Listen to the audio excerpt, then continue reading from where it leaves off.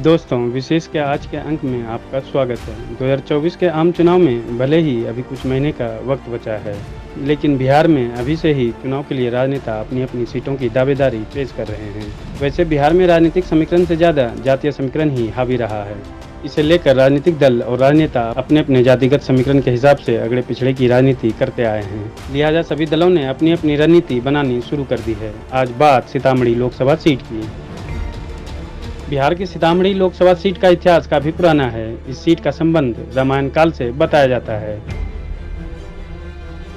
रामायण काल में यहाँ मिथिला नरेश जनक का साम्राज्य हुआ करता था। कहा जाता है कि माँ सीता का प्राकट्य यहीं हुआ था, इसलिए इसका नाम सीतामढ़ी पड़ा। पहले यह मुजफ्फरपुर जिले का हिस्सा हुआ करता था। 1997 में सीतामढ़ी को जिला का दर्जा मिला। बिहार की राजधानी पटना से लगभग 135 किलोमीटर की दूरी पर स्थित सीतामढ़ी है। सीतामढ़ी लोकसभा सीट का भूगोल बदलता और इतिहास बनता बिगड़ता रहा है। साल 1952 के पहले चुनाव में यह इलाका मुजफ्फरपुर पूर्वी में था और 1957 के चुनाव में यह संसदीय क्षेत्र अस्तित्व में आया। इस सीट में सीतामढ़ी जिले के अलावा मुजफ्फरपुर जिले का औराई विधानसभा शामिल था।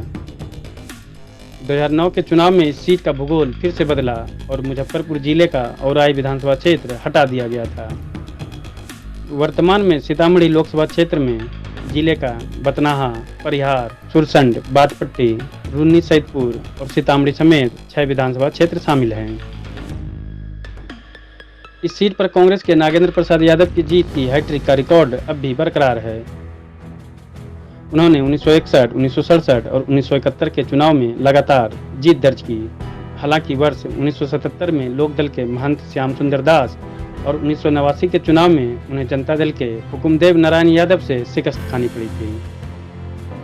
1991, 1996 और 1999 में जनता दल के नवल किशोर राय ने भी हैट्रिक लगाई। 1998 और 2004 में राजद के सीताराम यादव ने यहां से जीत दर्ज की थी। 1952 से लेकर 2019 तक के चुनावी इतिहास में यहां आज तक बीजेपी को कामयाबी हासिल नहीं हुई है। शुरुआती दौर में कांग्रेस का दबदबा था तो आपातकाल के बाद से समाजवादियों में उठापटक देखने को मिलती रही है। 2004 के बाद से सीतामढ़ी लोकसभा सीट पर राजद को भी कामयाबी हासिल नहीं हुई है। 2009 में जदयू के अर्जुन राय ने जीत हासिल की।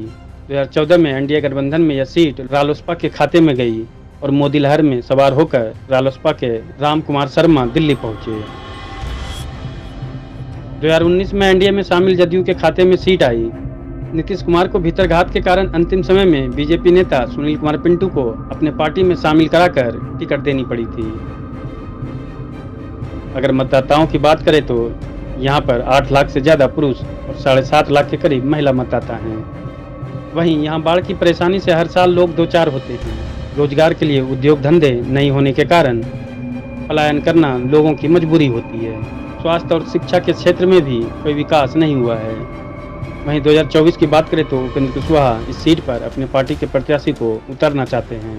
बताया जा रहा है कि कुशवाहा 2014 की तरह 3 लोकसभा की सीटें चाहते हैं, जिसमें काराकट की लोकसभा सीट वो खुद के लिए चाहते हैं। इसके अलावा वो सीतामढ़ी और वाल्मीकि नगर सीट भी डिमांड कर रहे हैं, लेकिन सूत्रों का कहना है कि इस बार उपेंद्र कुशवाहा को सिर्फ 1 या 2 सीट मिल सकती है।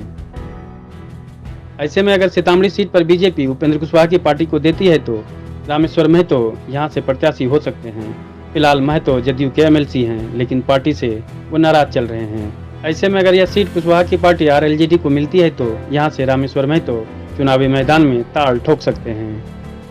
सुनील कुमार पिंटू एक बार फिर यहां से ताल ठोक सकते हैं। हालांकि फिलहाल पिंटू जदयू में हैं। ऐसे में अगर यह सीट आरजेडी के खाते में जाती है तो संभव है कि पिंटू फिर से बीजेपी का दामन थामकर यहां से चुनाव लड़ सकते हैं।